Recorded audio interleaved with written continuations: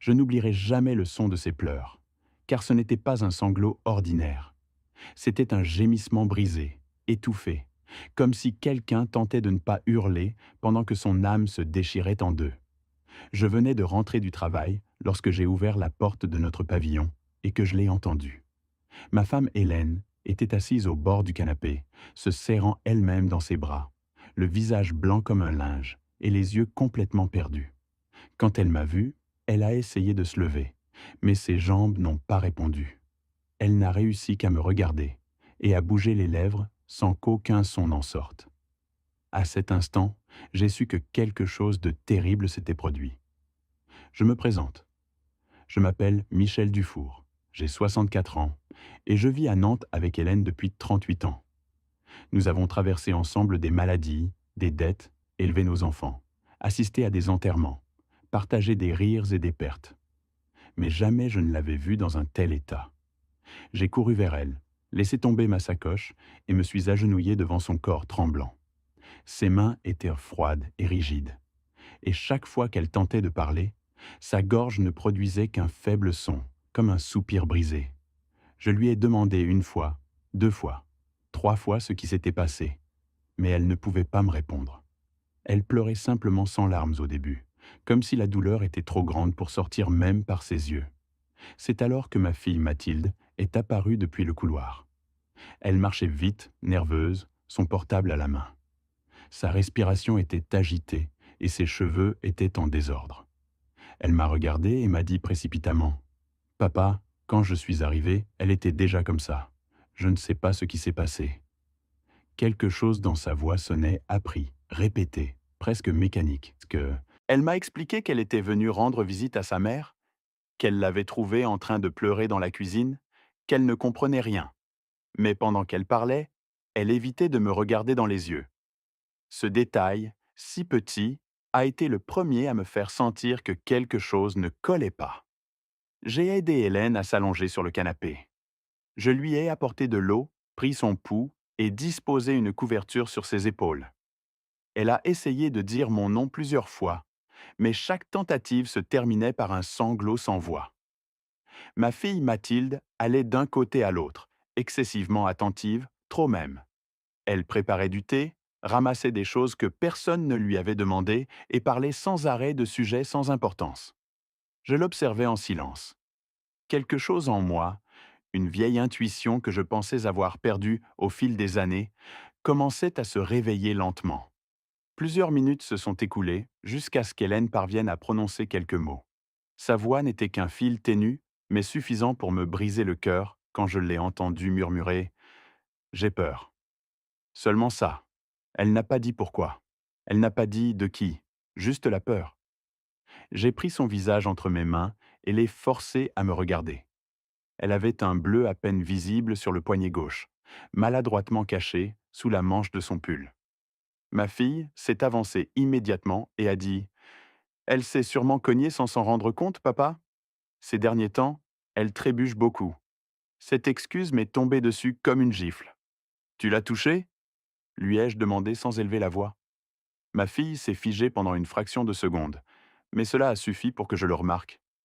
Puis elle s'est reprise, offensée. « Comment peux-tu dire ça, papa ? » a-t-elle répondu en portant la main à sa poitrine. Je ne ferai jamais de mal à ma mère. Hélène, depuis le canapé, s'est mise à pleurer plus fort. Je l'ai serrée d'un bras, et de l'autre, j'ai continué à regarder ma fille sans rien dire. Je n'ai pas argumenté. Je n'ai pas accusé. Mais en moi, quelque chose a commencé à se briser lentement, comme une fissure qui s'ouvre sans faire de bruit. J'ai emmené Hélène dans notre chambre pour qu'elle se repose. Je lui ai donné le médicament pour les nerfs que son médecin lui avait prescrit des mois auparavant. Pendant qu'elle s'endormait, toujours tremblante, je suis retourné au salon. Mathilde était toujours là, assise, regardant son portable avec une tranquillité apparente. Je lui ai demandé de partir. Elle a dit qu'elle préférait rester au cas où quelque chose arriverait. Son insistance m'a mis mal à l'aise plus que je ne pourrais l'expliquer. J'ai attendu qu'elle aille aux toilettes un instant. Puis, sans perdre de temps, je me suis dirigé droit vers la petite pièce où se trouve le système de caméra de surveillance que j'avais installé il y a des années après quelques cambriolages dans le quartier. Je n'aurais jamais pensé devoir visionner ces enregistrements en cherchant quelqu'un de mon propre sang. Mes mains tremblaient quand j'ai allumé le moniteur. J'ai visionné l'enregistrement du matin, puis celui de midi. Tout semblait normal jusqu'à ce que j'atteigne une bande précise de 38 minutes où il n'y avait absolument rien. L'image était figée. L'horloge continuait d'avancer, mais il n'y avait aucun mouvement, aucun enregistrement, rien. Cela ne s'était jamais produit auparavant. J'ai avancé de quelques minutes supplémentaires et l'image est revenue soudainement. La première chose que j'ai vue, c'était Hélène par terre dans la cuisine, recroquevillée, tenant son bras. Puis j'ai vu ma fille marcher rapidement vers la porte, recoiffant ses cheveux, respirant lourdement. La scène n'a duré que quelques secondes. J'ai senti mon sang se transformer en glace. J'ai rembobiné la vidéo plusieurs fois, mais la section manquante n'est pas apparue. Elle avait été effacée intentionnellement. Je n'en doutais pas. J'ai éteint le moniteur et me suis appuyé contre le mur. Ma poitrine me faisait mal, non pas d'une crise cardiaque, mais de quelque chose de pire. La trahison. Je suis retourné lentement au salon. Ma fille était sortie des toilettes et m'a demandé si tout allait bien. Je l'ai regardée longuement avant de répondre. La petite fille que j'avais protégée, élevée et défendue contre le monde entier, se tenait maintenant devant moi comme une parfaite inconnue. « Tout va bien ?» lui ai-je dit. « Tu peux aller te reposer tranquillement. » Elle m'a observé avec méfiance, comme si elle essayait de deviner combien j'en savais déjà. Cette nuit-là, je n'ai pas dormi. Je me suis assis près du lit d'Hélène, écoutant sa respiration irrégulière, regardant les ombres voyager sur les murs. Chaque fois qu'elle gémissait dans ses rêves, je sentais un nœud dans ma gorge. Jamais en mes 64 ans, je n'avais ressenti une rage aussi silencieuse, aussi profonde, aussi dangereuse. À 3 heures du matin, Hélène a ouvert les yeux. Elle m'a fixé. Cette fois, elle a réussi à parler, très lentement, comme si chaque mot lui coûtait un morceau de vie. « Ne lui fais pas confiance », a-t-elle murmuré. J'ai approché mon visage du sien. « Dis-moi ce qui s'est passé », lui ai-je demandé. Ses lèvres ont tremblé. « Elle m'a forcé », a-t-elle dit. « Elle m'a poussé. Elle m'a crié dessus. Je ne voulais pas signer. » Signer ? Ce mot a allumé une alarme brutale dans mon esprit. On a entendu des pas doucement depuis l'extérieur. « Papa, tout va bien ?» Hélène s'est tue. La terreur a repris possession de son visage. J'ai serré sa main fortement. « Oui, » ai-je répondu. « Tout va bien. » Ma fille est repartie. J'ai regardé Hélène à nouveau. Les larmes coulaient, maintenant sans contrôle sur ses joues. « Demain, je te raconterai tout, » a-t-elle murmuré. « Maintenant, j'ai peur. »« Personne ne te touchera tant que je serai vivant, » lui ai-je promis d'une voix basse. Et pendant qu'elle se rendormait, j'ai pris une décision qui allait changer nos vies pour toujours. Faire semblant de ne rien savoir jusqu'à ce que je trouve la vérité complète. Parce que ce qui s'était passé pendant ces 38 minutes effacées des caméras n'avait pas seulement détruit la paix de notre foyer, cela avait déclenché la pire trahison qu'un père puisse affronter. Et ce n'était que le début. À l'aube, la maison sentait les médicaments, le café froid et la peur ancienne. Hélène dormait encore avec un froncement de sourcils, même dans son sommeil, comme si son corps n'osait pas se reposer complètement. Je suis resté assis à ses côtés jusqu'à ce qu'elle ouvre les yeux. Quand elle l'a fait, elle m'a regardé avec cette tendresse fatiguée que seules les années partagées donnent. Et pendant un instant, j'ai pensé que tout avait été un cauchemar. Mais le bleu sur son poignet était toujours là, sombre, indéniable. « Comment te sens-tu » lui ai-je demandé à voix basse. « Fatiguée » a-t-elle répondu, honteuse. Ce mot m'a fait plus mal que n'importe quel coup. « Tu n'as aucune raison d'avoir honte » lui ai-je dit. « C'est elle qui devrait avoir honte, pas toi. » Elle ne voulait pas continuer à parler. Son silence était un mur construit par la terreur. J'ai décidé de ne pas la presser. J'ai préparé le petit déjeuner en faisant attention à ne pas faire de bruit. Pendant que le pain grillait, mon esprit voyageait inévitablement vers ma fille. Mathilde, 42 ans, divorcée depuis 5 ans. Elle vivait seule dans un appartement à Saint-Herblain avec un crédit à la consommation qui l'étouffait mois après mois. Je savais qu'elle avait des problèmes d'argent. Je savais qu'elle me demandait souvent de l'aide. Mais de là à faire du mal à sa propre mère, je ne pouvais pas le croire. Et pourtant, les images de la caméra ne mentaient pas. Vers 10 heures du matin, j'ai reçu un appel de Mathilde. Papa, comment va maman? Sa voix était calme, presque sereine. Trop sereine. Elle va mieux, ai-je répondu sèchement. Elle se repose. Je peux passer la voir? Non, pas aujourd'hui. Il y a eu un silence. Puis elle a insisté. Papa, je m'inquiète pour elle. Je veux juste m'assurer qu'elle va bien. J'ai dit non, Mathilde. J'ai raccroché avant qu'elle ne puisse ajouter quoi que ce soit. Mes mains tremblaient de rage. J'ai respiré profondément plusieurs fois, essayant de me calmer. Hélène m'observait depuis le seuil de la chambre. C'était elle? A-t-elle demandé avec cette voix brisée qu'elle avait maintenant.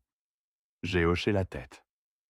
Elle s'est approchée de moi et a posé sa tête sur mon épaule. Michel, j'ai besoin de te raconter. Nous nous sommes assis à la table de la cuisine. Elle a pris une grande respiration et a commencé à parler. Les mots sortaient lentement, avec douleur, comme si chacun d'eux lui arrachait un morceau d'âme. Ça fait des mois que ça dure, a-t-elle commencé. Elle venait à la maison quand tu n'étais pas là. Au début, c'était des visites normales. On prenait le café, on parlait. Puis elle a commencé à me poser des questions sur notre patrimoine, sur le pavillon, sur nos comptes d'épargne. Je n'y prêtais pas attention. Je pensais qu'elle s'intéressait juste par curiosité. Hélène s'est arrêtée. Ses yeux se sont remplis de larmes. Je lui ai pris la main pour l'encourager à continuer. Il y a 3 semaines, elle est arrivée avec des papiers. Elle m'a dit que c'était pour nous faciliter les choses, que si quelque chose nous arrivait, à toi ou à moi, tout serait plus simple, que c'était une procuration. Je lui ai dit que je devais t'en parler d'abord, que nous devions voir ça ensemble. Elle s'est énervée. Elle a dit que tu ne comprendrais pas, que j'étais vieille et que je ne savais rien de ces choses-là. Je lui ai dit de partir. Elle est partie en claquant la porte. Pourquoi tu ne m'as rien dit? Ai-je demandé, essayant de contenir ma propre douleur. J'avais honte, a-t-elle murmuré. C'est ma fille, Michel. Je pensais que c'était ma faute, que j'avais mal interprété. Elle a continué. Hier, elle est revenue. Cette fois, elle n'était plus la même. Elle était agressive dès le début. Elle m'a dit qu'elle n'avait plus de temps, qu'elle avait besoin que je signe immédiatement. Je lui ai dit non. Alors elle a commencé à crier. Elle m'a traité d'égoïste, d'ingrate. Elle a dit que toute sa vie elle avait tout sacrifié pour nous et que maintenant je lui refusais la seule chose qu'elle me demandait. Hélène pleurait maintenant ouvertement. Je me suis levé pour partir de la cuisine. Elle m'a attrapé par le bras. Elle m'a poussé. Je suis tombé. Quand j'ai essayé de me relever, elle m'a maintenu au sol et a posé les papiers devant moi. Elle m'a dit « Signe ou je te jure que tu vas le regretter ». Mon sang a bouilli. « Tu as signé ?»« Non », a-t-elle répondu en secouant la tête. « Je n'ai pas signé. C'est pour ça qu'elle est devenue folle. Elle m'a tiré par les cheveux, m'a frappé contre le placard. Puis, elle a pris mon portable et a effacé les enregistrements de la caméra. Elle savait où ils étaient, parce qu'une fois, tu lui avais montré le système. Je me suis levé de la chaise, incapable de rester assis. J'ai marché dans la cuisine, les poings serrés, essayant de ne pas exploser. « Pourquoi tu ne m'as pas appelé ?»« J'avais peur, » a-t-elle dit. Elle m'a dit que si je parlais, elle raconterait des mensonges sur nous. Qu'elle dirait que nous la maltraitions, que nous l'exploitions, qu'elle nous ferait passer pour des monstres. Je me suis accroupi devant elle et j'ai pris son visage entre mes mains. « Hélène, écoute-moi bien. Rien de tout ça n'est de ta faute. Tu m'entends? Rien. » Elle a hoché la tête, mais je voyais dans ses yeux qu'elle ne me croyait pas complètement. La culpabilité s'était installée en elle comme une maladie. « Qu'est-ce qu'on va faire ?» a-t-elle demandé avec une voix de petite fille perdue. « On va se défendre, » ai-je répondu fermement. « On va chercher de l'aide, et on ne va plus jamais la laisser t'approcher. » L'après-midi même, j'ai pris rendez-vous avec notre avocat, maître Bernard Leroy, un homme de confiance que nous connaissions depuis des années. Je lui ai raconté tout. Je lui ai montré les enregistrements des caméras, ceux qui restaient. Je lui ai expliqué la situation avec les 38 minutes manquantes. Il m'a écouté avec un sérieux absolu. « Monsieur Dufour, » a-t-il dit finalement, « ce que votre fille a fait s'appelle de la violence conjugale, de l'extorsion et tentative de fraude. Ce sont des délits graves. Vous devez porter plainte. Porter plainte contre ma propre fille, ai-je murmuré, comme si dire ces mots à voix haute les rendait plus réels. C'est la seule façon de protéger votre femme, a-t-il répondu, et de vous protéger vous-même. Si vous ne faites rien, elle reviendra. Et la prochaine fois, elle ira peut-être plus loin. Je suis rentré à la maison avec un poids énorme dans la poitrine. Hélène m'attendait dans le salon, assise dans la pénombre.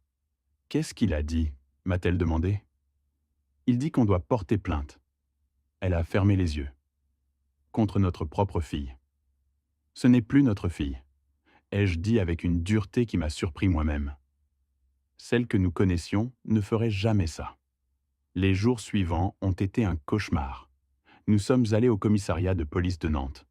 Nous avons fait une déposition complète. J'ai remis les enregistrements des caméras, ceux qui existaient encore. Hélène a raconté tout, avec difficulté, mais elle l'a fait. L'officier qui nous a reçus, une femme d'une quarantaine d'années avec un regard sérieux, a pris des notes de tout. « Nous allons ouvrir une enquête », a-t-elle dit. « Votre fille sera convoquée. En attendant, nous allons émettre une ordonnance de protection pour madame. » Une ordonnance de protection contre notre propre fille. Les mots sonnaient irréels, comme s'ils appartenaient à la vie de quelqu'un d'autre, pas à la nôtre. Mathilde a été convoquée au commissariat 3 jours plus tard. Elle est venue accompagnée d'un avocat, un jeune homme en costume qui parlait vite et avec arrogance. Elle a nié tout. Elle a dit qu'Hélène était confuse, qu'elle avait des problèmes de mémoire, que tout était un malentendu. Elle a pleuré devant les policiers. Elle a joué le rôle de la fille préoccupée et incomprise. Mais les enregistrements des caméras, même incomplets, parlaient d'eux-mêmes. Et le rapport médical qu'Hélène avait obtenu, montrant les ecchymoses et les marques sur son corps, était indéniable. L'enquête a avancé. Des semaines ont passé. Hélène a commencé à voir une psychologue spécialisée dans les violences familiales. Moi, je passais mes nuits éveillées, regardant le plafond, me demandant où nous avions échoué en tant que parents. Qu'avions-nous fait de mal pour que notre fille devienne cela? Un soir, alors que nous dînions en silence, Hélène a posé sa fourchette et m'a regardé. « Tu penses qu'on aurait pu éviter ça ?» J'ai secoué la tête. Je ne sais pas. Peut-être, ou peut-être que non. Peut-être qu'il y avait des signes qu'on n'a pas vus. Ou peut-être qu'il n'y en avait pas. Elle n'a pas toujours été comme ça, a-t-elle murmuré. Quand elle était petite, elle était si douce. Les gens changent, ai-je dit. Pas toujours en bien. Nous avons fini de dîner dans un silence lourd. Cette nuit-là, Hélène s'est accrochée à moi dans le lit, et j'ai senti son corps trembler. J'ai peur qu'elle revienne, a-t-elle chuchoté. Elle ne reviendra pas, ai-je promis, même si je n'en étais pas sûr moi-même. 2 mois après le début de l'enquête, le procureur de la République a décidé de porter l'affaire devant le tribunal correctionnel. Mathilde allait être jugée pour violence volontaire sur ascendant, tentative d'extorsion et destruction de preuves. Les chefs d'accusation étaient lourds. Si elle était reconnue coupable, elle risquait plusieurs années de prison. La veille du procès, je n'ai presque pas dormi. J'ai pensé à toutes les fois où je l'avais portée dans mes bras quand elle était bébé, à toutes les fois où je l'avais consolée après un chagrin d'enfance, à son mariage, à son divorce, à toutes les fois où je l'avais aidée financièrement sans jamais rien demander en retour. Et maintenant, j'allais témoigner contre elle devant un tribunal. Le matin du procès, Hélène s'est habillée lentement. Ses mains tremblaient en boutonnant sa robe. Je l'ai aidée. On peut encore renoncer, lui ai-je dit, même si je savais que ce n'était pas vrai. Non, a-t-elle répondu avec une détermination que je ne lui avais pas entendue depuis longtemps. Il faut le faire. Pour nous. Et pour elle aussi. Elle a besoin d'apprendre. Nous avons pris notre café en silence. Elle l'a à peine goûté. En sortant de la maison, elle a regardé une dernière fois vers l'intérieur, comme si elle craignait de ne plus se reconnaître dans cet endroit après ce qui allait venir. J'ai serré sa main fortement. Nous n'avions pas besoin de parler pour savoir que nous ressentions tous les deux la même chose. La peur, la culpabilité, la tristesse et un petit espoir de paix. Le tribunal de grande instance de Nantes était bondé. L'air était tendu, chargé de murmures. Quand nous sommes entrés dans la salle, Mon cœur s'est mis à battre dans ma poitrine avec une force qui me faisait craindre pour mes propres battements de cœur. Ma fille était déjà là, vêtue de vêtements sobres, les cheveux attachés, le visage pâle. Elle ne ressemblait pas à la même femme qui avait crié, menacé et frappé, mais je savais que ce n'était qu'un autre de ces masques. J'ai évité de la regarder. Hélène ne le pouvait pas. Quand leurs regards se sont croisés, j'ai vu comment son corps a tressailli. Je l'ai serrée par les épaules, ne lui permettant pas de reculer. Elle devait être là, non pas comme une victime silencieuse, mais comme une femme qui avait décidé d'affronter sa vérité. Le juge a parlé d'un ton ferme. Les charges ont été lues. Violence sur ascendant, coercition, faux en écriture, tentative de spoliation de biens. Chaque mot était comme un marteau tombant sur une histoire qui n'aurait jamais dû être écrite ainsi. Puis, ils ont donné la parole à ma fille. Elle s'est levée avec des mains tremblantes. Sa voix au début n'était qu'un murmure. Elle a essayé de se justifier. Elle a parlé de stress, de problèmes économiques, de se sentir seule, d'avoir porté trop de responsabilités. Elle a dit qu'elle n'avait jamais voulu faire de mal à sa mère, que ça lui avait échappé. J'ai tout écouté sans interrompre. Une partie de moi voulait crier qu'elle mentait. Une autre partie, beaucoup plus fatiguée, voulait juste que ça se termine. Quand ce fut le tour d'Hélène de parler, le temps sembla s'arrêter. Elle a marché lentement vers l'avant. J'ai senti sa main trembler dans la mienne avant de la lâcher. J'ai pensé qu'elle ne serait pas capable de le faire. J'ai pensé qu'elle allait craquer. Mais non. Elle a levé la tête et a parlé d'une voix faible. Oui, mais claire, ferme. Chaque mot était une déclaration de dignité. Elle a tout raconté, depuis la première poussée jusqu'à la dernière menace. Depuis le moment d'être laissée seule jusqu'à la terreur de signer sans comprendre. Elle n'a rien embelli. Elle n'a rien exagéré. Elle a simplement dit la vérité. Et la vérité, quand elle est enfin prononcée, pèse comme une pierre. J'ai témoigné après elle. J'ai parlé des enregistrements, des documents, de comment j'avais vu ma propre fille forcer sa mère à signer quelque chose qu'elle ne comprenait pas. Je n'ai pas pleuré. Je n'ai pas crié. Chaque mot me coûtait la vie. Mais je savais que je devais le dire avec sérénité parce que la justice n'a pas besoin de rage. Elle a besoin de faits. Le juge a demandé une suspension d'audience. Le silence dans la salle était brutal. On pouvait entendre la respiration nerveuse de ceux qui attendaient. Hélène ne cessait de serrer un petit chapelet entre ses doigts. Je regardais le sol en essayant de ne pas tomber dans l'abîme des souvenirs. Quand le juge est revenu, nous nous sommes tous levés. J'ai ressenti un vertige étrange, comme si tout mon corps rejetait cet instant. Puis, j'ai entendu les mots qui allaient changer nos vies pour toujours. Ma fille a été déclarée coupable. Coupable de violence, coupable de coercition, coupable de fraude.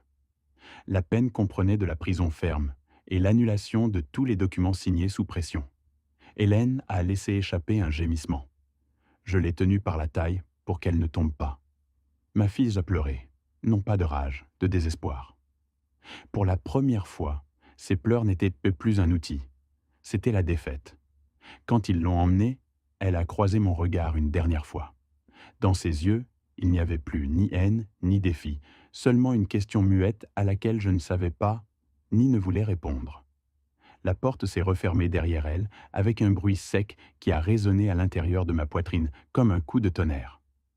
En sortant du tribunal, Hélène a pris une grande respiration. L'air semblait différent, moins lourd, plus réel.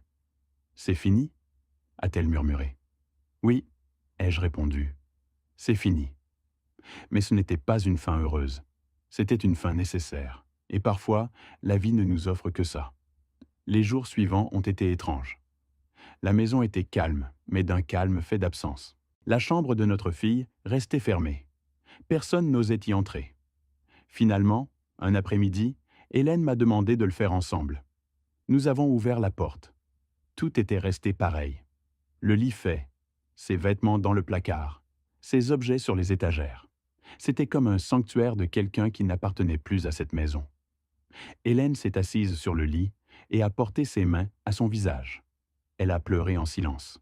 Je suis resté debout, ne sachant pas quoi faire. Il n'y a pas de manuel pour fermer la porte du cœur à un enfant.